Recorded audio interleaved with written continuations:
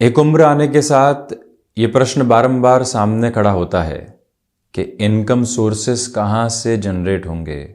पारिवारिक जिम्मेदारियाँ आ रही है, ख़ुद के लिए भी मटेरियलिस्टिक लग्जरी को अटेन करना है और इसके साथ में अपनी रुचि के कार्य को अपने साथ में जोड़कर ही हम आमदनी के ज़रियों को विकसित करना चाहते हैं और इसके बारे में न जाने कितनी ही थ्योरीज को लगातार पढ़ने वाले होते हैं।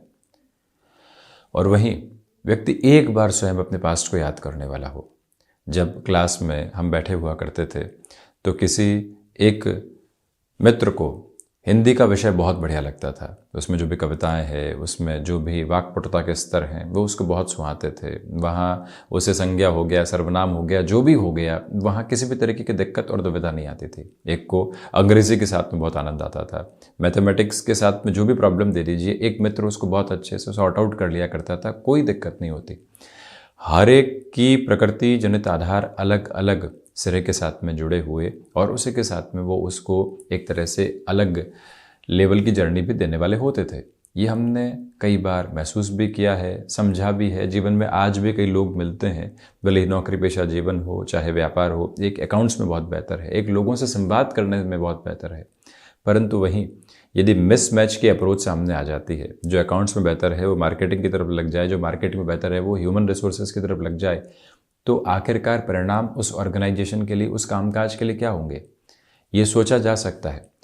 ठीक उसी तरह से आधुनिक जीवन में, वर्तमान समय अंतराल में जो कार्यशैली है वो अलग प्रगति के साथ में है। आर्टिफिशियल इंटेलिजेंस जिसके साथ मशीन लर्निंग की अप्रोच पूर्णतया जुड़ी हुई है, मेडिकल फील्ड के साथ में जो नित नए डेवलपमेंट हो रहे हैं, एक्सपोर्ट संबंधी कामकाज के साथ में हो गया, सोशल मीडिया के बेसिस के ऊपर कामकाज का चलन हो गया।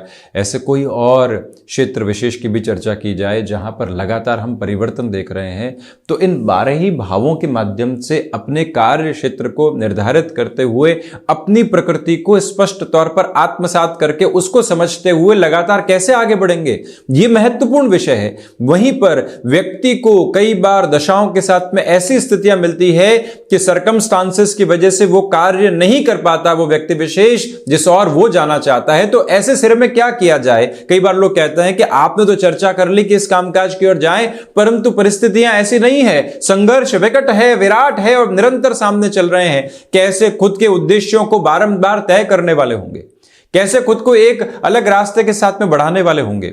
तो वहां पर व्यक्ति एक बार स्वयं को यह समझाए कि जो लॉ भीतर की है वो उस कार्य के प्रति लगा कर रखी जाए।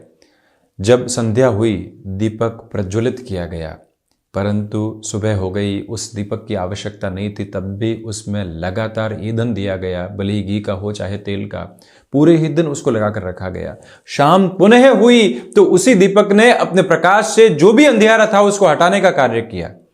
ठीक उसी तरह से जीवन के भीतर भी किसी और रोशनी के साथ में चलना पड़ रहा है। हमारे भीतर की जो क्षमताएं हैं वो पूर्णतया गौण हो चुकी है, परंतु फिर भी हम उसको लिए बैठे हैं, हम वहां अपनी तैयारी किए बैठे हैं। एक दिन आएगा जहां हम खुद को एक तरह से प्रूवन अप्रोच में लेकर चलने वाले होंगे। जब व्यक्ति इस मूल मंत्र को साधता है तो वो अपने कार्य की साधना के साथ में होता है। इन 12 ही भावों के साथ में यदि आज चर्चा की जाए तो आप ये देखिएगा कि 8th house resembles the approach of research.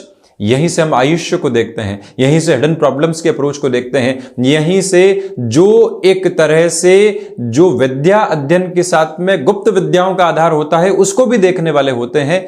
इसी के साथ में जो भी कामकाज व्यक्ति विशेष के हुनर के साथ में जुड़े होते हैं वहां पर भी अष्टम भाव अपनी प्रतिध्वनि को दर्शाने वाला होता है। देव गुरु बृहस्पति 12 ही भावों में सर्वाधिक कारकत्व प्राप्त ग्रह है, और जब भी अष्टम के बृहस्पति हो जाएं, बेहतर स्थितियों के साथ हो, उच्चस्थ हो, मंगल राशि स्थान के साथ में हो, शनिदेव राशि स्थान के साथ में हो, चंद्रमा सूर्य राशि स्थान के साथ में हो, तो ऐसी अवस्था के साथ में जो देवगुरु बृहस्पति की पोजीशन से है वो व्यक्ति को एकांत के साथ में लेकर चलने वाली होती है। भीतर के उद्देश्यों के साथ में भौतिकता हावी नहीं होती। जहां भौतिकता हावी होती है व्यक्ति विचलित होता है, वो रिसर्च ओरिएंटेड पर्सनैलिटी के रूप में जाना जाता है।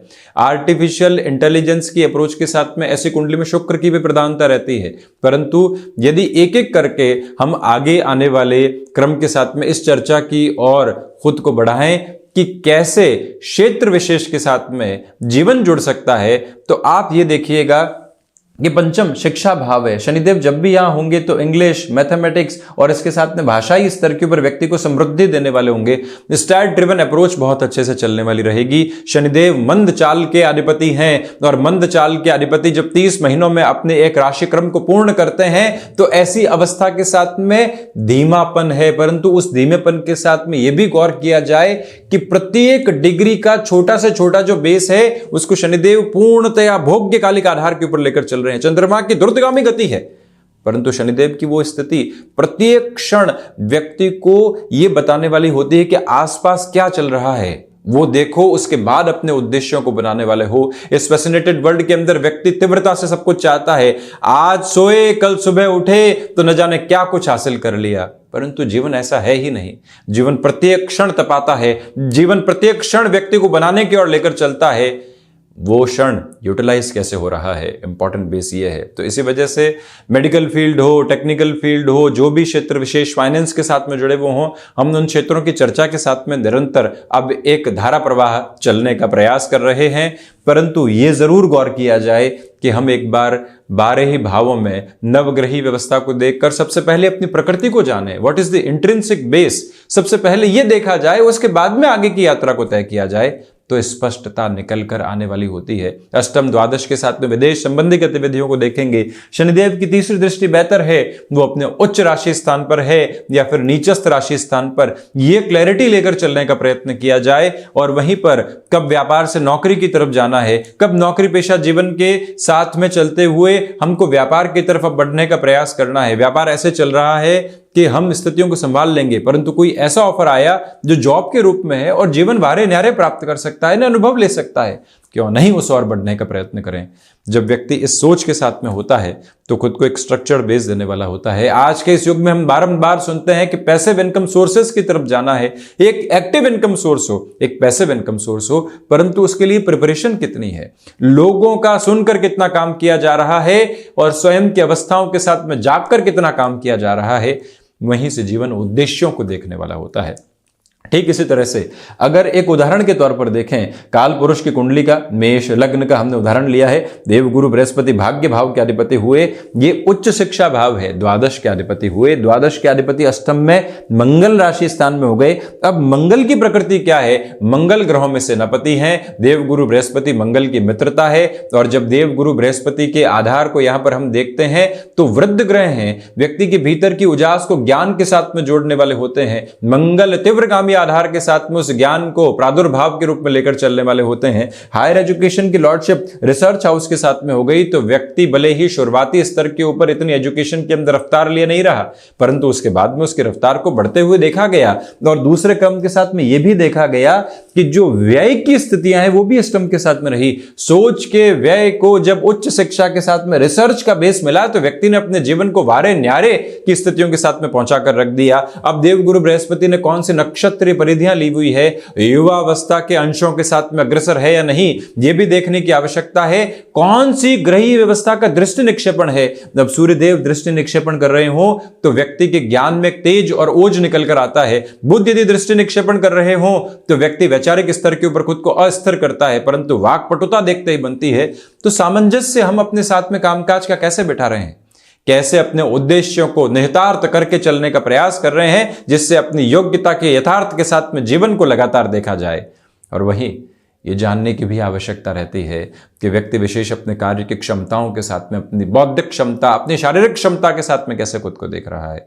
इसी वजह से जो फील्ड स्पेसिफिक अभी के समय के साथ में चल रहे हैं, हम तारतम्य कैसे बिठा रहे हैं। लोग कुछ और कर रहे हैं, वहां पैसा ज्यादा है, तो ऐसी अवस्था के साथ में तो प्रत्येक व्यक्ति व्यापार की तरफ ही और रुपए पैसे की तरफ ही भागता। इस दुनिया को नई सोच मिल ही नहीं पाती। इस दुनिया को मेडिकल फील्ड के साथ में जो तरक्की मिली है उसको मिलने का आधार यही रहा है कि लगातार कंस्ट्रक्टिव बेस के साथ में व्यक्ति चला है।